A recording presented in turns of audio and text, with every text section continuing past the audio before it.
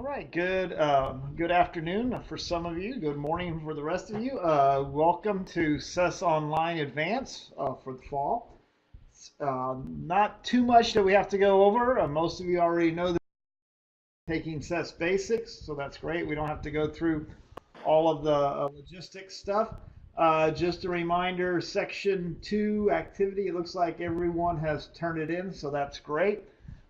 So we'll go through that today, and then you can start working on Section 3. So, Mike, I think we're ready to go whenever you are.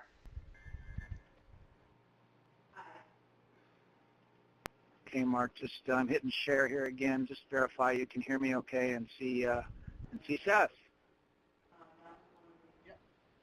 We can see CESS, and I can Perfect. hear you. Thank you. Well, welcome everyone to advanced class. Wow, this is I have to say probably my favorite exercise. The minute I got a chance to throw this in the training guide, I did it right away, especially for folks who are planning to do deep dives into CESS. This is a necessary function, in my opinion, that you actually understand how a row is calculated. So we took you through the exercise, and it's a bit of a grind. I get that. The key that, hey, yeah, I want to measure by the lineal foot, but I don't want to buy my labor by the lineal foot. I want to buy my labor, in this case, by the crew day. And when I call the lumber mill, I'm not going to buy the 8x8 by the lineal foot. They talk in terms of 1,000 board feet. They give me a price back. They don't say how much a foot. They say, hey, it's $14.95 per 1,000 board feet, okay, MBF. And that, again, that isn't you doing that, and that isn't me doing that. That's RS means data. That's how RS means data is built. So, we start with this sort of complex, quite granular method of building up your cost. So the two big takeaways here are that there are two unit positions, this idea of a takeoff unit and what we refer to as an order unit. And when they're different, you have a conversion field. Again, we call conversion of labor and equipment, we happen to call that conversion productivity. But it exactly functions the same way a conversion from lineal foot to 1,000 board feet for an 8x8 works as well. So I had a great question come up this week, and the question is, why does it have to be so complicated? I don't need this level of complexity. Can it be simpler? And the answer is absolutely yes. You don't have to do this to estimate. And in fact, CESS acknowledges that. You might know, for instance, on your 8x8, let's just take it as simple as we possibly can. Well, by golly, if I call the lumber mill and ask them for a cost by lineal foot, they're going to give it to me. They'll sell it to me by the lineal foot and tell me how much a lineal foot it is. Well, so will CESS. And that's what we call a unit cost. When you see labor cost or material cost / unit, that's the cost per takeoff unit, per lineal foot. And I'll prove it to you. I'm going to click on unit cost. And sure enough, what CESS does is once it calculates the total amount, the cost of all cost categories, or it calculates the labor amount, it divides the takeoff quantity into that cost category amount and displays it as a cost per unit. And let's turn on some more fields here. Oh, I don't want to mess up somebody's spreadsheet. Let me move this a little bit and get to what we call current layout. Bear with me here while I tweak this a little bit. There. Notice that now I'm in what we call current layout. That's a system layout, not a named layout. You'll get to that later in the advanced class. But I'm going to go ahead and turn on this unit. I'm going to go ahead and turn on material price. I'm going to go ahead and turn on material, which goes to the conversion factor and the unit. Notice I have to click two columns sometimes, and there's the cost per unit. Let's just deep dive into material here. Boom. And I'll click boom. So there they are. There it is exactly. There's that same conversion field that we saw in the detail window. This is how many lineal feet I measured. This is the conversion factor for an 8x8. And this is the price per 1,000 board feet. This is how many 1,000 board feet I need. Let me scroll a little bit. And there's my total cost for my material. But then it takes this quantity and divides it into the material amount and says, you know what? That's $8 a foot. So CESS does that too. It does it as well. And let's just play with the detail window here again, because, again, what a great question. If you want to just work in unit costs, and I'll just borrow the equipment category, for instance. You can come in and say, well, for equipment to install this, I want $1 a foot.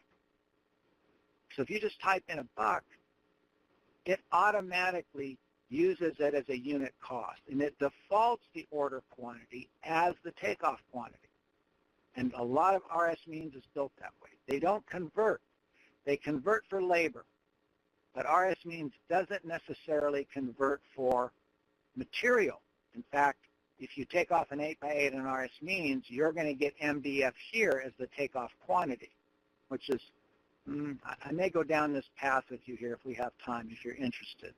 I'll show you why your item that you built is so much better than grabbing an 8x8 out of RS means. But we'll see if we have time for that. Just so you understand that. If you just want to use unit cost, yes, absolutely, CESS supports that.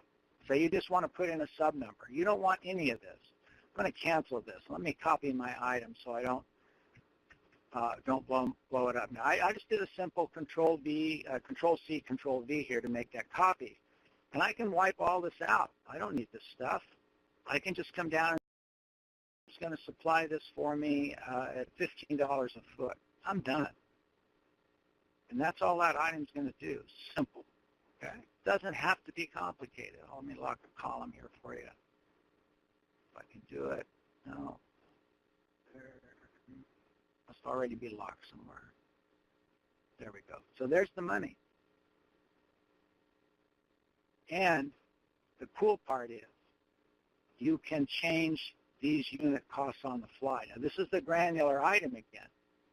And even though this is a calculated column, if this were Excel and I typed in here, it would blow my item up, right? But if I type it here, it takes it and back calculates my item. See how it did that to the material? It does the math in both directions. I know that's a lot to talk about, but heads up, there's a lot going on with this activity. Any questions? Anybody have any questions? Let's just take our trails first, questions on trails, and then we'll open it up to all CESS if you want to. Anybody questions on the trails activity? Be sure and come off mute.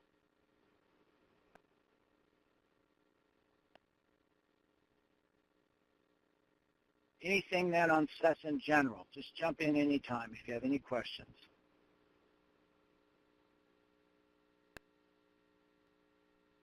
All right, if you think of something, please speak up. I want to do a little dog and pony.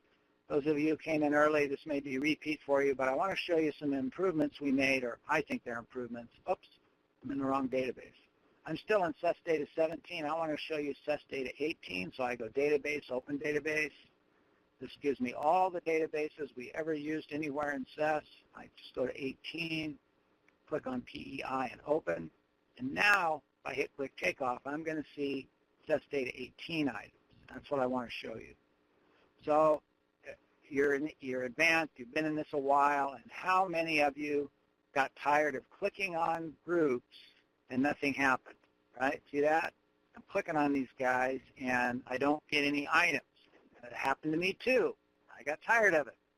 So I got control of the database last year actually I had it for a couple of months.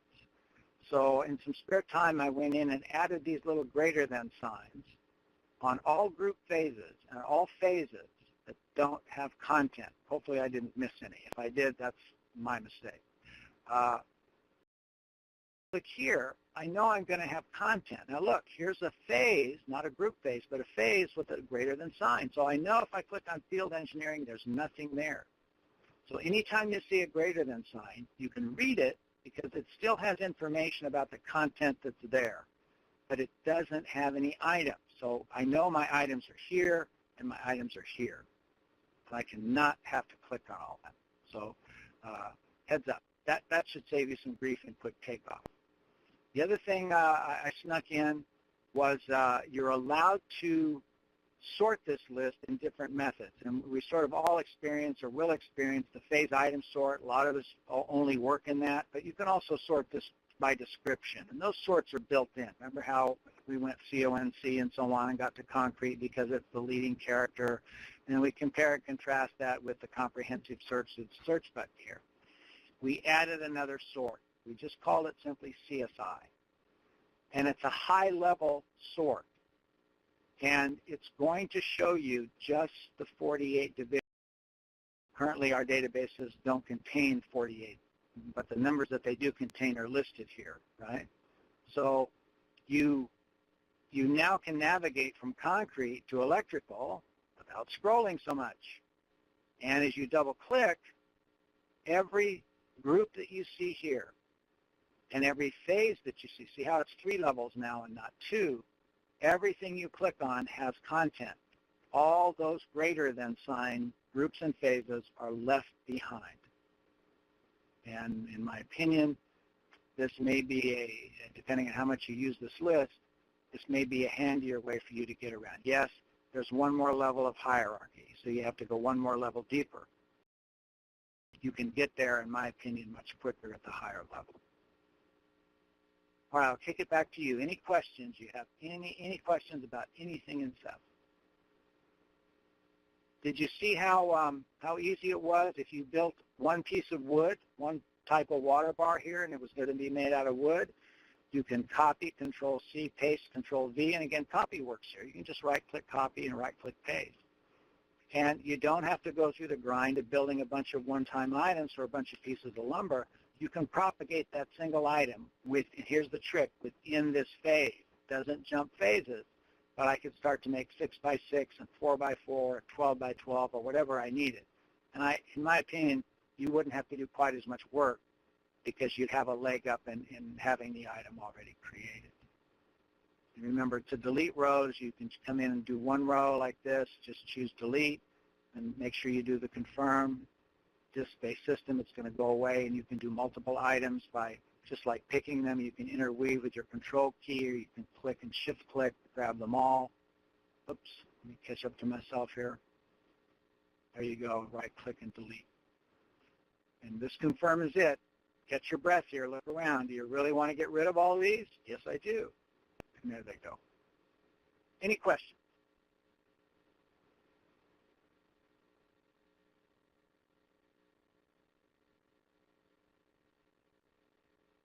Let me grab this real quick. One more thing.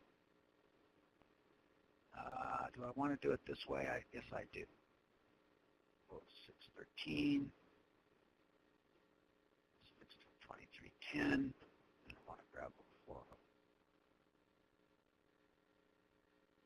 So this is the same item out of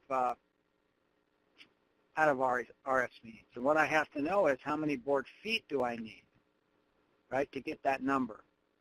And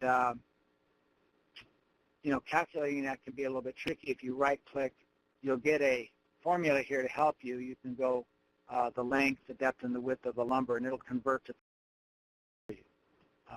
But look what you get here. If you need that 8x8, some folks might, there are other 8x8s in the system, but some folks might grab that item, which really is a wood column framing, heavy mill timber structural grade. And that's what RS means has to offer us. Well, if nothing at the park, we're all about trails, and trails tend to be about water bar. So look at how much better what you did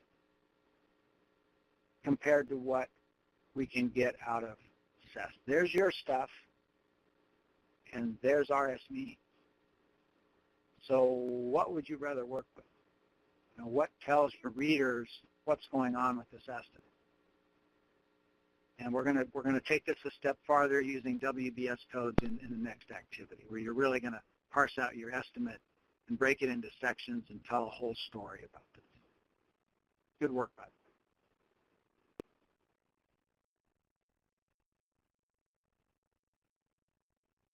Any questions? Anything you want to know? Anything you want to do?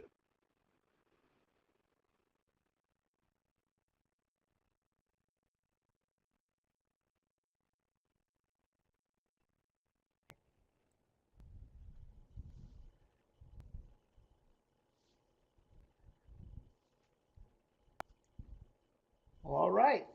Sounds like we don't have any questions, Mike. So I guess we're done for the month.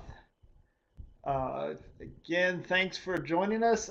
Go ahead and start on activity 3. Watch the video and work on the activity. Let us know when you're done. And we will be talking to you next month. Thanks a lot, everybody. Thanks, Mark. Thanks, Mike.